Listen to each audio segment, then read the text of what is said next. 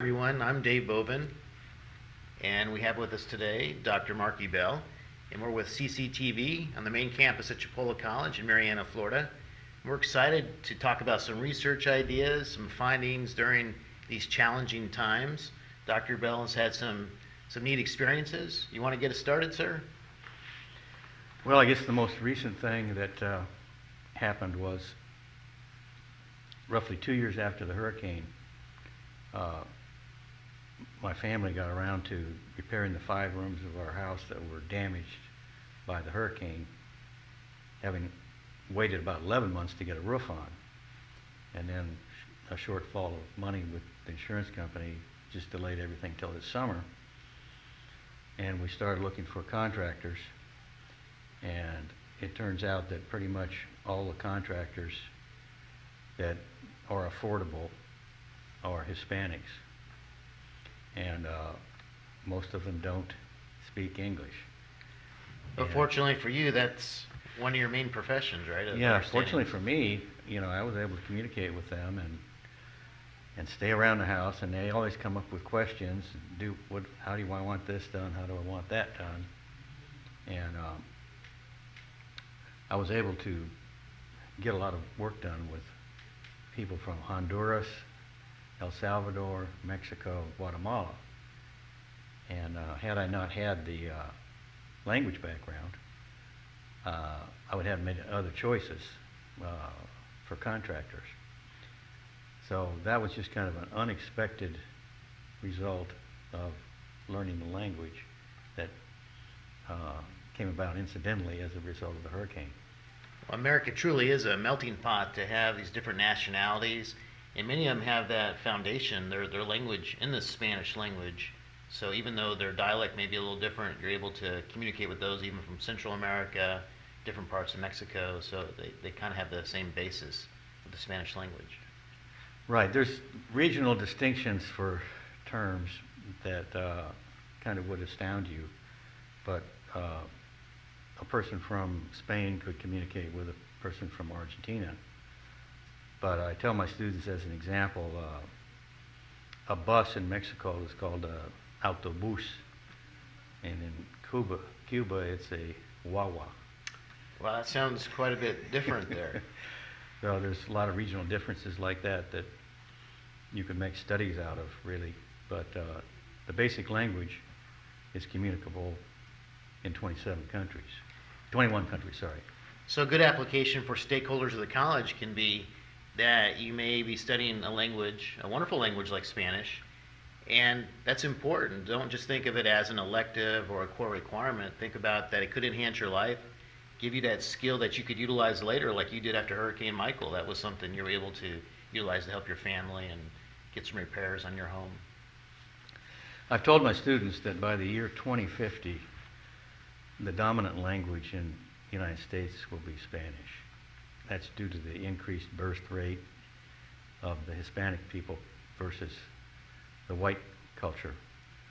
And whatever job that they have, if they can demonstrate a fluency in Spanish, they're going to be much more marketable and much more promotable. And some of them have figured that out, and they're taking the in-person classes and actually trying to learn it to the point where they can use it. Have you seen that students seem to fare better, do better with the face-to-face Spanish classes as opposed to the online, or is it kind of a mix? Much better with the in-person classes because they get instant feedback. If they're speaking and they don't pronounce a word correctly, I correct them and I insist that they repeat it. So they're getting instant feedback, and they're also interacting with other students in the class. And that's the way to learn language, through interaction. Have you found any challenges with the masks or the face shields at all? Has that worked out well for a class where you have to actually speak and everyone takes turns? Well, as soon as I found out that we were going to go person to person, I asked for face shields because they're clear and you can actually see facial expressions. And it also gave me a name badge to look at them, and I learned their names that way. And since then, it's been face shields all the way. and it's a reasonable compromise. It probably deadens the sound a little bit, but you can still see the facial expressions of the students and read their lips. And they can do the same for me. So the face shield, that was a great option provided by our leadership at Chipola College, to actually utilize in our face-to-face classes. That's a neat faculty tip. I hadn't thought of that. The face shield advantage is we can have their name right there. So when we're interacting, when we're asking for discussions, kind of, encouraging dialogue, we can be able to call on people by their name. So that is a neat feature. It's like wearing a name badge at the same time, and really helps to learn their names quickly within the first week or two. So you talked about Spanish becoming the dominant language in the U.S. maybe by 2050. That sounds like a long ways off, but it's almost 2021, so time is flying. We are fortunate at Chipola that Spanish is a requirement for the bachelor's program. Either the students have to have been exposed to it in high school, or they take it here on campus or online, but through the associate programs leading to the bachelor's. So that is a plus for us. Is it something that we should encourage maybe all students, even if it's not a requirement for their academic program, that kind of framework, like you said, of 2050 of being the dominant language, maybe every student that is associated with the college should consider taking a Spanish course? Well, that would be a good advice, because you're going to find more and more instances where even though English may be the official language, it's not necessarily the dominant language. And you could go to Orlando right now, check into a hotel and go to a restaurant, and you're not going to be hearing hardly any English spoken. And if you want to order something at the restaurant and you want it done in a certain way, you're probably going to be better off to order it in Spanish and get exactly what you ordered than you would in English. Which is not always easy to do in English, right? Or any language, right? That's right. But Orlando is seeing, for example, a huge increase in Hispanics from Puerto Rico and other Central American countries, and it seems as though the wave is just continuing to come north, further north. So it's, I would say, just a second language, not a foreign language, but a second language that anyone who wants to progress in their field probably should take it. Now, as a technologist, could you see with more technical apps, say on smart devices, could that possibly change the burden that learning a second language might be? I mean, someone could use their app and it could translate for them. It's kind of hard to look into the future that way, but that could make it easier, the transition of the dominant language becoming Spanish, possibly. Yeah, that's actually happening now, where you have an app and you can talk into your phone and it'll repeat back what you want to say in another language, but you still got that technological device that's in a way separating you from another person.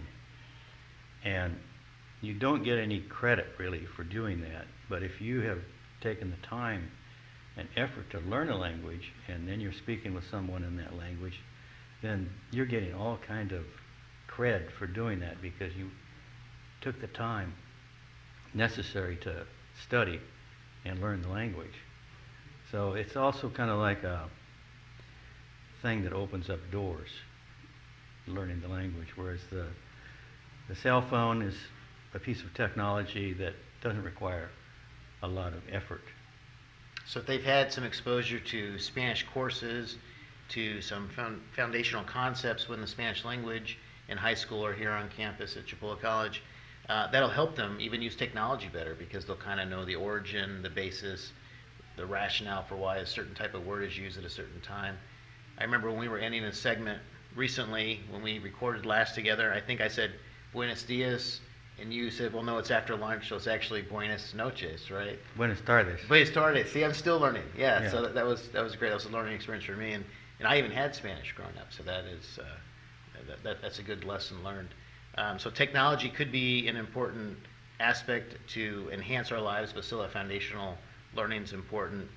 Now, you have an elective class in Spanish, a Spanish cinema course. Do they need to have Spanish 1 or 2 before students take that? No, that's a misconception that kind of hurt the enrollment for that class for a long time. But once the word got out that you could take this cinema class without any Spanish background, because the films chosen are in English subtitles, and the essays that you're writing are in English. So it's basically a writing class in English using Hispanic theme, Hispanic cinema as a source. Once that word got out, then the enrollment just skyrocketed. That's in a that popular class. elective on campus, yes. And it counts as a humanities, right? It counts as a humanities with writing, Gordon Rule writing class. So the students are going to write 12 500-word essays roughly during the course of the semester. And they're watching films from Spain, Latin America, Central America, Cuba, and it's opening up a door for them to see other cultures through cinema, which most of them had really no idea of what culture was like outside the United States, particularly South America or Spain. So it's also counting as an international diversity course for those students that are going on to Florida State or University of Florida. That's a requirement, international diversity course. So it counts that way as well. Would you recommend the Spanish cinema course for someone to gain an enhanced exposure to the Spanish language, to prepare even if they haven't had 1 and 2 or may not even be taking Spanish 1 or 2? Is that still a positive step in that direction, you think? It really is, and I have a few students that'll take the cinema class concurrently with a Spanish class. And what they're getting there is like a double exposure because they're listening to the language spoken in Spanish, and at the same time they're studying it. And so they're developing their auditory capabilities, listening, and they're finding out that there's a lot of difference in regional dialects and also in the use of slang, which does not appear in the textbook. Is that something you like to introduce in class to kind of let them know how it really is? Yeah, because there's, the spoken language, some of them will say, I'm working at Walmart and I get Hispanics that come through the counter and I can't understand what they're saying. And I tell them, well, most of those probably are immigrants who have a minimal amount of education. They might have dropped out of high school to immigrate, and they're using a lot of slang. And the Spanish that's in your textbook is the educated Spanish, which is quite different. So the ones that do that really enjoy listening and studying at the same time. It's a good combination. Would slang be anything like Spanglish? Is that a misnomer? Is that even a real way to label anything? I don't know if I've ever mentioned that term to you before. Spanglish is a result of people living in bilingual cultures. And take, for example, Miami is a good example of that. There's a lot of Hispanics there whose first language is Spanish, but they've learned English as a second language. And they go back and forth in between because their mind is working that way. And they might think of a word in English that's a contemporary word that there's not an equivalent for in Spanish. So they're mixing the two languages up together. I came back on a plane from Medellin, Colombia, and I sat next to two young women from Miami, and they were speaking Spanglish, and it was just driving me nuts because they were going back and forth. And But that was natural for you. You probably could hang with them. I could hang with them, Yeah. but it was at the same time just kind of laughable. But that's Spanglish. It's a combination of both languages. In one sentence, you'll hear English and Spanish together. So almost that could be harder if you don't have a solid foundation in It is. Spanish. And then there's just what we call slang.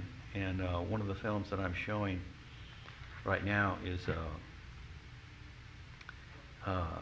it's called I Was Never Here. It's a Mexican film, and it's about teenagers that are in a gang, and they're also, it's not a violent gang, it's like a gang of personal interest in music and dance. And they're speaking all in slang. I mean, it's hard for me to understand them. I've got to go back and do pause and listen more carefully because they've got their own way of speaking. It's Spanish, but it's slang words for common words that you find in a dictionary. Now, are there any prereqs for your Spanish cinema course? Can a freshman or sophomore, a junior or senior take that, or what kind of requirements are there? Anyone who has had English 1101 and 1102 with grades of C or better can take the course.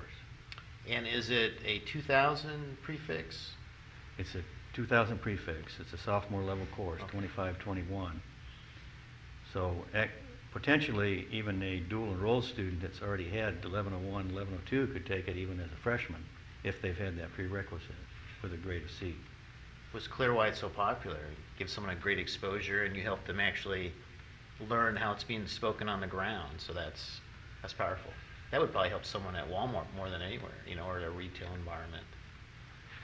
Well, it does, and it also gives them a window into the culture so they can understand things, social attitudes and circumstances that might come up. They can understand it better. And we were kind of talking about meeting together for CCTV. You had this original idea, which I thought was powerful. The thought of being exposed to thoughts and the opportunity to learn while you're in college, and you don't know when you'll utilize that again. And you used the example for Spanish for yourself after Hurricane Michael and being able to rebuild your home and making that process smoother. So you want to talk more about just that seminal thought of embracing learning, because you don't really know when you'll need that information later. Well, I tell my students when I walk into the class and start speaking Spanish, they look at me and think, this is a guy with white skin and blue eyes. How is he learning? How is he speaking Spanish like that? It does sound good when you speak it, yeah. Well, that's what they think, and they think I'm, a native speaker. And so they want to know, well, how did I become a Spanish professor? Well, I have to go back to 7th grade, where I was attending school in Illinois. You were tracked back at that time, a binary track. You were either college bound or you were vocational. And back at that time, there were good vocational jobs that you could obtain. So, for example, a plumber might make more than a teacher starting out. Well, I took French because the word on the street was French, or Spanish is for dummies, French is for bright people. That's the exciting romantic language, right? French. Yeah, and it was at one time, the official language, official international language. But my mother had taken French, so she influenced me as well. Well, I didn't get along with the French teacher, and the pronunciation was too abstract for me. So when I got into high school, I decided I'm going to take Latin, because I was thinking at the time of a career in law, and they recommended Latin. So it turns out that the two best teachers in the high school were the two Latin teachers. And I did well in Latin, and I went on to college and took the proficiency test there, and I passed out of 2 years of college level Latin. Well, then I changed my mind and I decided, well, I'm going to do medicine, because law looked like it was going to be too confining. So I enrolled in biology. Well, I find out that the taxonomy for biology is all Latin-based. Which wasn't a problem for you. So I've got this huge advantage over all my classmates, because I got a Latin background and those terms in Latin make sense. So I did well. But then I came up against college algebra, which I had a great hard time with. It was like an obstacle I couldn't get through. So I thought, well, I'm never going to pass the MedCat test to get into veterinary school or medicine, so I'm going to do something different, and I just majored in biology.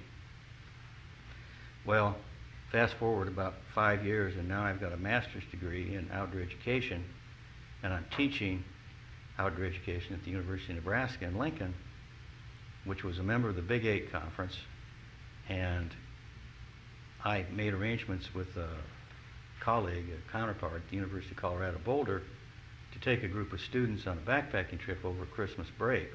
We had about a month off at Christmas, and we went down to Mexico with a group of students, and I was just amazed that there's no English spoken where we went.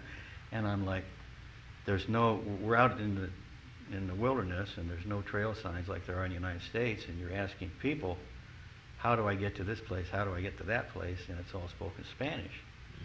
So I came back, and University of Nebraska had a policy where you could take up to 6 hours of coursework for $1 an hour and be released during your work time to go to take the class.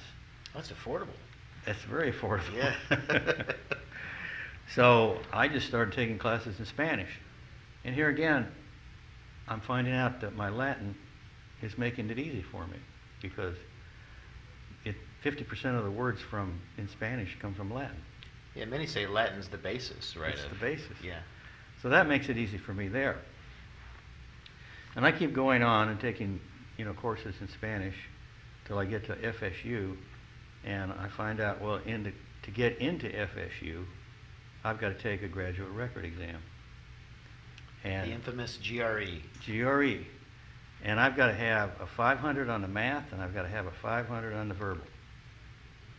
Well, I take the verbal, and again, it's a lot of vocabulary, and my Latin gives me this really high score on the verbal side, and so they overlook the fact that I'm 3 points short on the math and let me in. And so I had then found a PhD program that I could get into where I didn't have to have any math. And that is kind of how I ended up being a Spanish professor.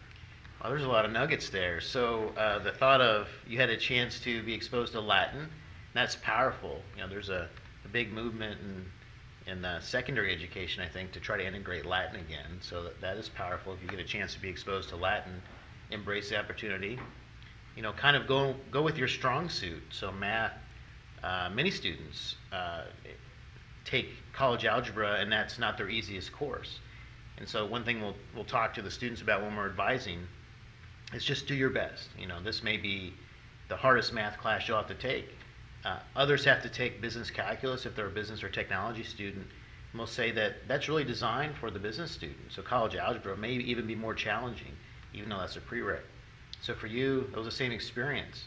So even someone who's a doctor, still do your best in each course when you can, learn what you can, because you don't know when you'll need it, and you can still build on that foundation later.